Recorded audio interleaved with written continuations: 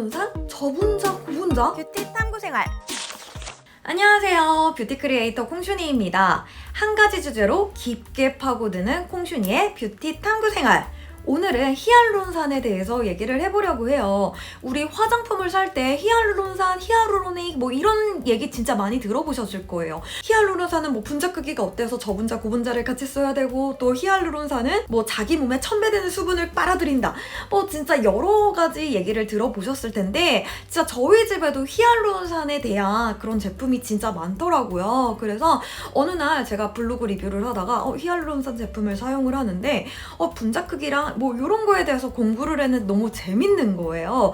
그래서 히알루론산에 대한 영상을 찍게 되었습니다. 앞에 좀 흥분해서 랩을 한 것 같은데, 그럼 히알루론산에 대해서 좀 자세히 얘기를 해볼게요. 우리 히알루론산은 왜 바를까요? 일단 피부 보습의 가장 기본적인 성분, 대표적인 성분이라고 생각을 하시면 돼요. 우리 진피를 구성하는 요소 중에 하나인 히알루론산. 그래서 피부 자체에서 히알루론산을 생성을 하기도 하고요. 또 히알루론산은 바를 수도 있고 주사를 맞을 수도 있고, 그리고 또 먹어서 보충을 할 수가 있습니다. 요거를 좀 정리해서 말씀을 드리면, 히알루론산을 바르는 이유, 건조함을 해결하려고, 피부에 보습을 주려고, 그래서 히알루론산을 충전을 하는 거겠죠? 그럼 히알루론산이 과연 뭘까요? 히알루론산은 화장품에 쓰이는 가장 대표적인 보습 성분 중 하나입니다. 히알루론산은 피부 진피를 구성하는 3대 요소 중 하나이기도 한데요. 우리 처음에 히알루론산을 이만큼 가지고 태어났다고 하면은 피부가 노화할수록 이 히알루론산을 생성하는 양이 점점점 줄어든다고 해요. 그럼 신체가 생산하는 히알루론산 양이 줄어들죠. 그러면 피부의 탄력도 떨어지면서 피부가 처지고 주름 생기고, 한마디로 노화가 오는 거겠죠. 그리고 또 히알루론산이 빠지면 염증 억제력이 약해져서 피부에 트러블도 더 잘 생긴다고 합니다. 그래서 히알루론산을 보충, 충전, 히알루론산이 함유된 제품을 사용을 해서 수분 손실량을 줄여주게 되는데요. 히알루론산은 자기 무게 1000배 이상의 수분을 끌어들여서 저장을 하게 됩니다. 히알루론산을 피부에 발랐을 때 이 수분에 의해서 각질세포가 부풀고 수분 침투력을 높여줘서 보습력을 높여줍니다. 그리고 또 히알루론산은 또 몸에서 어떤 역할을 하냐면 세포와 세포를 연결을 해줘요. 그래서 꼭 피부뿐만이 아니라 관절, 연골 주사, 관절 주사에도 쓰이는 성분이기도 하고, 그리고 피부뿐만 아니라 눈가도 촉촉하게 유지해주는 그런 성분이기도 해요. 그래서 옛날에 1934년 소의 눈에서 처음으로 추출해서 처음 밝혀진 성분이라고 합니다. 그래서 이 눈물에도 히알루론산이 또 많이 함유되어 있고, 그래서 우리가 보면은 또 인공 눈물 샀을 때 인공 눈물에서 히알루 요런 얘기들, 요런 단어 많이 보셨을 거예요. 그래서 인공 눈물에도 히알루론산이 들어간다, 요렇게 생각을 해주시면 돼요. 그래서 우리 몸에서도 관절, 피부, 눈 여기저기 히알루론산이 있다고 생각을 하시면 되는데, 그럼 히알루론산을 어떻게 보충을 해주면 될까요? 첫째, 직접 피부에 바르거나, 화장품이죠. 둘째, 물광주사 같은 히알루론산 시술을 받을 수 있습니다. 주사. 셋째, 시중에 히알루론산 영양제도 정말 많이 있어요. 직접 섭취해서 보충할 수가 있습니다. 그럼 히알루론산 종류도 많은 것 같은데 어떤 히알루론산을 사용을 하면 좋을까요? 저분자 히알루론산, 고분자 히알루론산, 어린 히알루론산, 동결건조 히알루론산.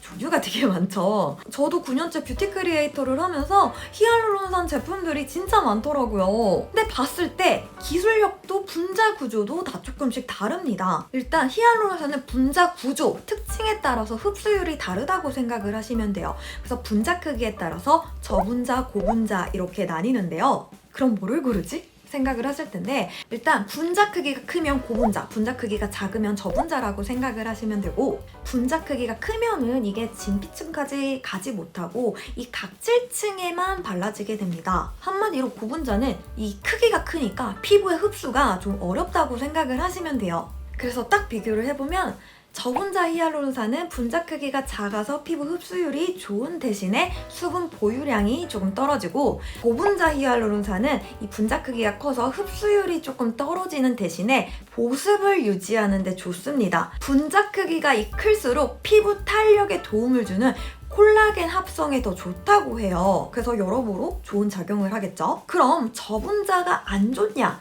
그거는 아니고요. 딱 발랐을 때 피부에 수분이 늘어나면서 피부가 부러지고 그러면서 광택이 나 보여요. 또 수분도 좋아져 보이고 미세한 잔주름도 펴진 것처럼 보이고요. 일단은 발랐을 때는 각질층에만 머문다고 생각을 하시면 됩니다. 그래서 저분자는 피부 속에 수분을 공급해준다. 그리고 고분자는 피부에 수분 막을 형성해준다 라고 생각을 하면은 조금 이해가 쉬울 것 같아요. 발랐을 때뿐만 아니라 오래도록 수분을 유지하려면 중분자, 고분자, 좀 분자 크기가 큰 제품들을 사용을 하는 게 좋겠죠.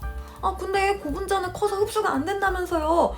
라고 생각을 하실 수가 있는데, 그래서 화장품들을 보면은 고분자만 단독으로 사용을 하는 게 아니라 고분자, 저분자 다양하게 배합을 한 경우도 있고 이 분자 크기를 나노 단위로 자른 경우도 있고요. 아무튼 뭐 혼합을 하거나 분자 크기를 자르거나 이 고분자도 다양하게 흡수시킬 수 있는 그런 화장품의 기술력이 있습니다. 그래서 저희 집에 있는 제품도 비교를 해보니까 그냥 앰플도 있고 또 동결 건조된 것도 있고 또 크림도 있고 사용하는 방법도 그리고 기술력도 다 다르더라고요. 요거를 조금 하나씩 자세히 비교를 해보도록 할게요. 우선 앰플부터 보면 라로슈포제 히알루 B5 세럼, 이중 히알루론산과 판테놀이 같이 들어간 앰플인데 제가 쇼핑 라이브 했던 제품이기도 해요.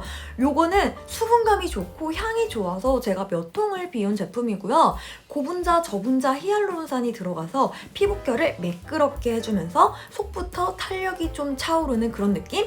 민감 피부가 사용하기 좋은 수분 세럼이에요. 오클리앙 레이어드 내추럴 세럼, 특허받은 3중 히알루론산과 고함량 스쿠알란이 함유되어 피부 주변의 수분을 끌어당기고 피부 속 수분 보유 기능을 높이는 데 도움을 주는 속보습, 속탄력에 좋은 쏙쏙 세럼이에요. 피부 속 수분과 영양을 케어해주는데 자주 손이 가서 N명째 사용 중. 순수한 성분들만 넣어서 민감 피부에 사용해도 좋고요. 보습, 탄력 다 관리해주는데 발림성부터 마무리감까지 너무 만족스러운 제품. 피부 침밀도와 모공 크기 개선하고 싶다면 추천합니다. 킵 5 나노 차저 온리. 고분자 히알루론산이 탄력 수분에서 좋지만 이 피부 틈새를 통과할 수 없다는 단점이 있잖아요. 근데 이거를 분자 힘은 그대로 주고 이 사이즈만 5 나노 크기로 줄인 고분자 히알루론산 제품입니다. 성분이 정제수, 방부제, 히알루론산 3개 성분만 들어간 단일 성분 앰플이에요. 이 기술 때문인지 약간 가격이 좀 비싸게 느껴질 수도 있는데 저는 만족해서 진짜 많이 사용한 그런 제품입니다. 세안 직후에 피부가 가장 무방비 상태일 때 흡수를 시켜주면 수분 유지에 좋더라고요. 웰라쥬 리얼 히알루로닉 블루백 앰플.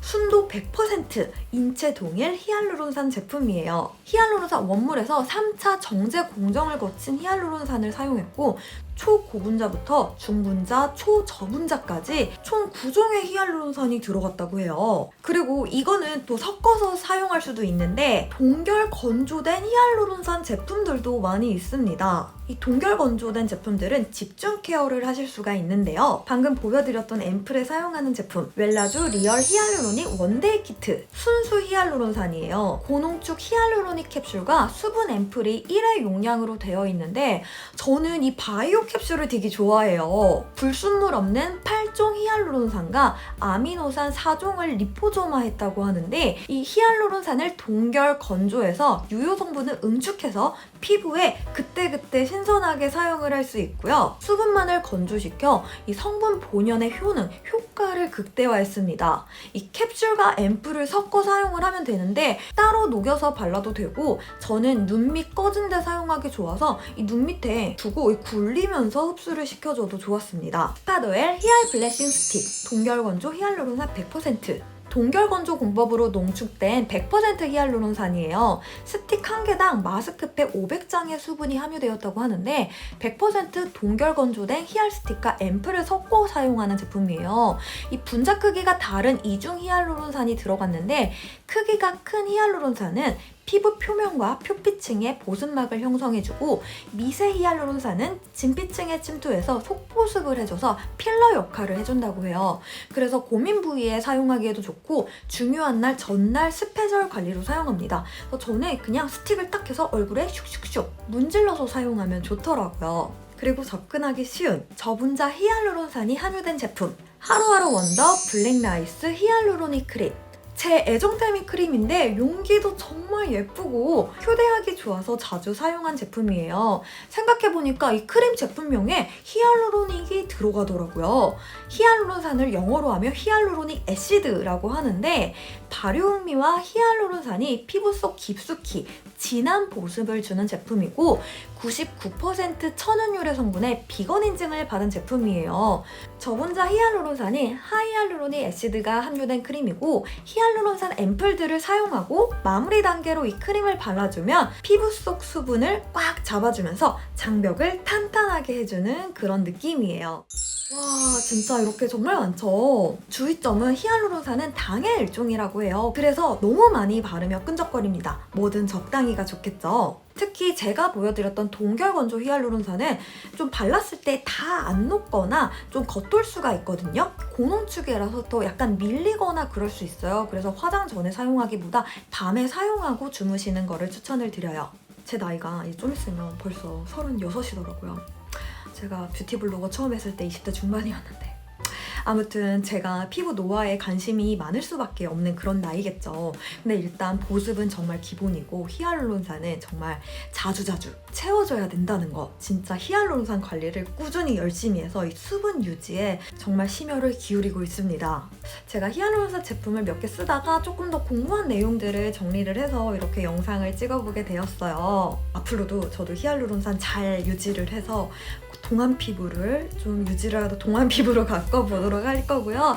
좀 그리고 뷰티에 대해서 깊게 파고들고 싶다 그런 내용 있으시면 편하게 저에게 메시지 주시면은 또 뷰티 탐구 생활에서 여러분들께 제가 공부한 내용들 보여드리도록 하겠습니다.